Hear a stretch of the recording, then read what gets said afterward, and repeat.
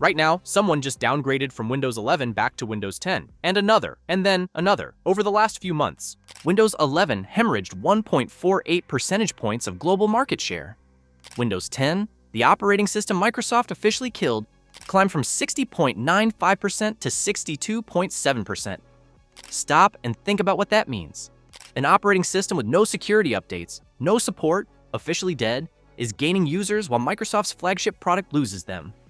Microsoft spent 4 years and billions of dollars developing Windows 11, and users are choosing a corpse over it.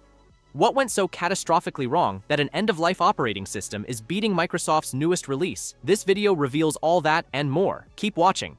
Microsoft announced Windows 11 on June 24, 2021. They are promising a revolutionary leap forward. The company showcased a redesigned interface with centered taskbar icons, rounded corners, improved window snapping, and a new widgets panel. They claimed better performance, enhanced gaming features through direct storage, and seamless integration with Microsoft Teams. And the marketing emphasized simplicity and productivity, a clean, modern workspace for getting things done. But the real selling point was security. Microsoft framed Windows 11 as fundamentally more secure than its predecessor, protected by hardware requirements that would lock out malware before it could execute. The operating system requires TPM 2.0, a trusted platform module chip that stores encryption keys in hardware. It requires secure boot through UEFI firmware. It requires specific processors, an 8th generation Intel Core or newer, 2nd generation AMD Ryzen or newer. Microsoft's narrative was clear. These aren't arbitrary restrictions. They're essential protection against firmware attacks, rootkits, and sophisticated threats that older hardware simply cannot defend against. On paper, Windows 11 promised enhanced security, improved performance, and cutting-edge AI. The reality users encountered was devastatingly different.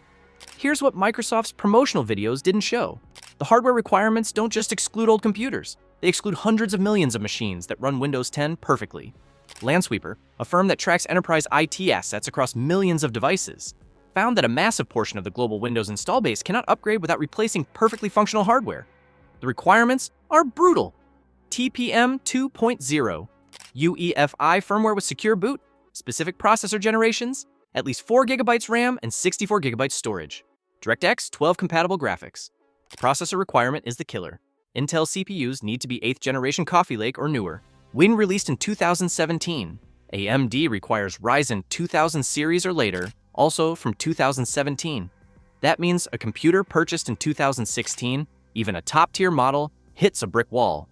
The PC Health Check app, Microsoft's official compatibility tool, simply tells users their computer doesn't meet requirements without explaining why or offering solutions beyond buying a new machine. Security researcher Kevin Beaumont analyzed what this means in practice. Millions of business PCs, education laptops, and home computers that handle Windows 10 without issue cannot upgrade. For businesses, the choice is impossible. Replace functional equipment years before its useful life ends, spending thousands or millions of dollars, or run unsupported Windows 10 past October 2025. So you're exposing the organization to unpatched vulnerabilities. For individuals, especially in developing economies or low-income households, being told you need a $500 to $1,000 computer to stay secure doesn't feel like an upgrade path. It feels like planned obsolescence. Kevin Beaumont performed a simple test. He opened a password manager on a Windows 11 PC running Recall. He let it capture his screen for a few seconds. Then he searched the Recall database. His passwords appeared in the search results. He tried the same experiment with a banking website showing his account balance. Recall had captured and indexed it. The UK's Information Commissioner's Office immediately launched an inquiry, stating they were making inquiries with Microsoft to understand the safeguards in place to protect user privacy. But the problem went deeper than just technical security. Privacy advocates at Proton analyzed the regulatory implications and found that Recall's data collection potentially violated GDPR's data minimization principle, which requires that personal data collection be limited to what's necessary for specified purposes. Recall was collecting everything, storing it indefinitely, with no way to prove Microsoft couldn't access it remotely, despite their claims of local-only storage. For regulated industries, enabling Recall could directly violate HIPAA, SOX, and attorney-client privilege rules. The regulatory response revealed deep institutional concerns about Windows 11's direction. The UK's Information Commissioner's Office opened a formal inquiry into Recall specifically. But the investigation raised broader questions about whether Windows 11's overall data collection practices comply with GDPR's core principles of transparency, purpose limitation, and data minimization. While Microsoft postponed recall, the inquiry didn't close. Regulators wanted answers about the entire ecosystem. The Electronic Frontier Foundation, one of the leading digital rights organizations, published detailed analysis explaining why recall represented a dangerous precedent, and they noted that once data exists in a searchable format on a device, it becomes vulnerable not just to hackers, but to legal compulsion. Law enforcement could compel access to recall databases through warrants. Civil litigation could subpoena months of screenshot history through discovery. Domestic abusers could use recall to monitor victims after gaining brief physical access to a device. The EFF argued that Microsoft had created what security experts call an attractive target, a centralized store of sensitive data that makes exploitation more rewarding and therefore more likely.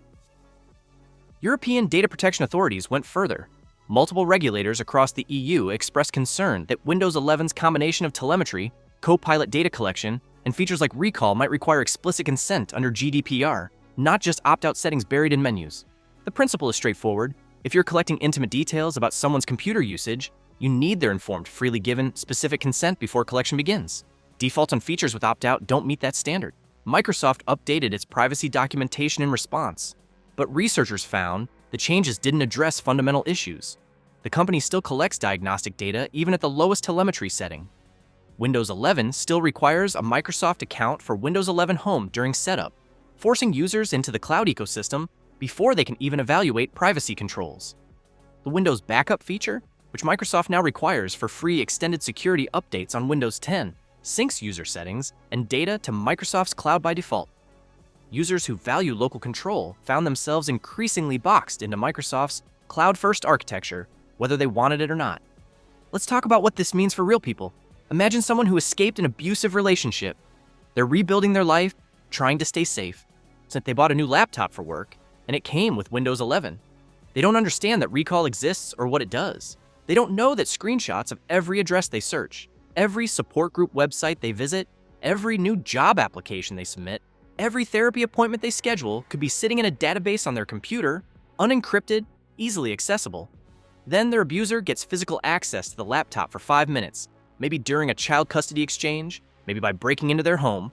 With tools freely available online, that person could extract months of recall data in minutes. The survivor's new address isn't secret anymore. The domestic violence shelter they contacted is exposed. The restraining order they researched is visible. The safety they thought they had evaporates.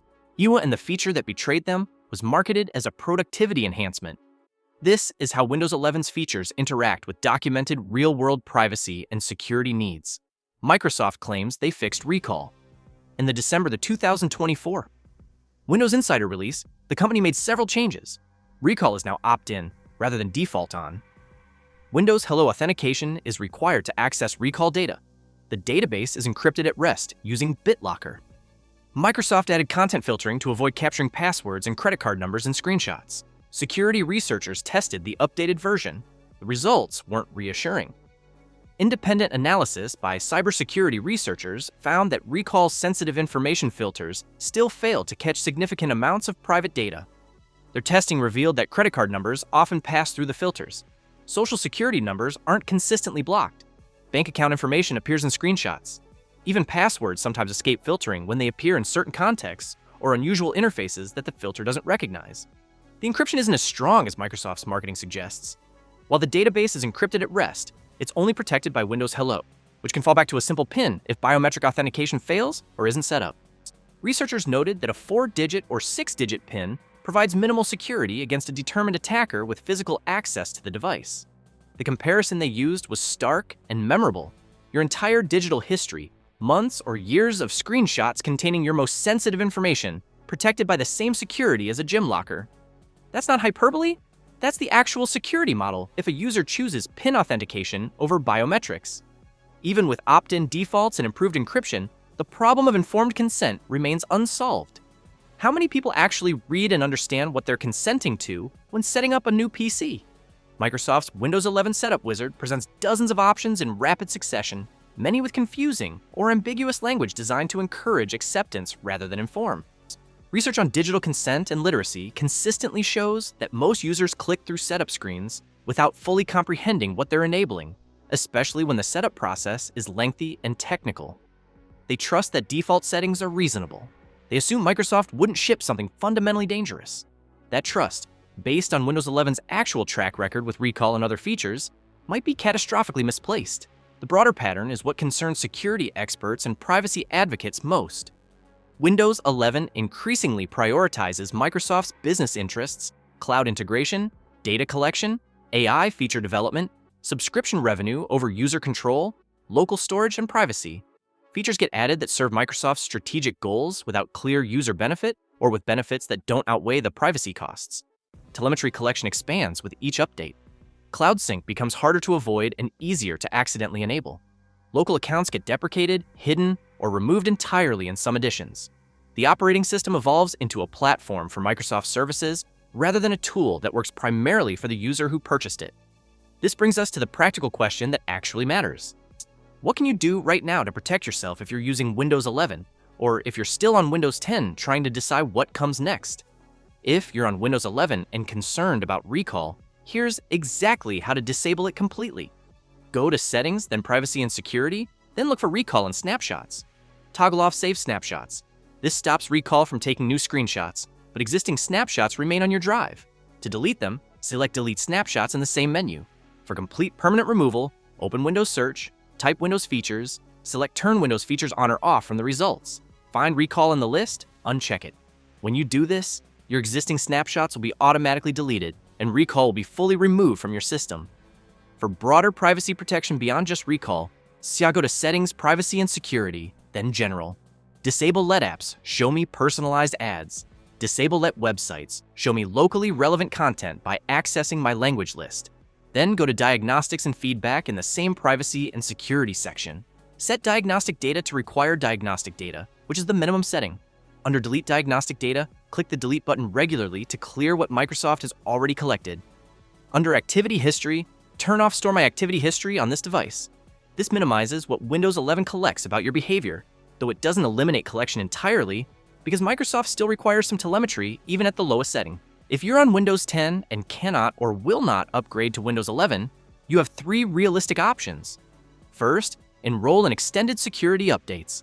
Second, verify whether your computer actually cannot run Windows 11 or if the limitation is just disabled firmware settings. Third, explore Linux distributions seriously. Modern versions like Ubuntu, Linux Mint, or Pop! OS offer familiar interfaces, support for many Windows applications through compatibility layers like Wine and Proton, and complete freedom from Microsoft's data collection. One advanced option for those comfortable with technical steps. You can create a custom Windows 11 installation that bypasses TPM and CPU requirements using tools like Rufus. This creates a bootable USB installation drive with requirement checks disabled during setup. Be aware that Microsoft officially warns such installations might not receive future feature updates and aren't supported by their help channels. It's a workaround, not a permanent solution, but it might buy you time on older hardware if you need Windows 11 for specific software compatibility. The market share numbers we started with aren't just statistics. They're not just percentages on a chart. They're millions of people saying no. No to forced upgrades through hardware requirements that exclude functional computers as a business strategy. No to privacy-invasive features like recall that capture everything users do without meaningful consent or security. No to an operating system that treats your personal computer, the device you purchased with your money, sound like Microsoft's data collection endpoint and cloud services advertisement platform. And they're saying it loudly enough, consistently enough, that Windows 10, an officially dead operating system with no support and no security updates, is growing its market share while Windows 11 shrinks month after month. You have a choice to make right now. Comment below and tell me which one you chose. Your computer should be your tool, something that works for you and serves your needs. It shouldn't be someone else's surveillance device, data collection platform, or advertising target. Now you know the truth about what's happening with Windows 11 and why millions of users are actively rejecting it despite Microsoft's 4-year push. What you do with that information is entirely up to you.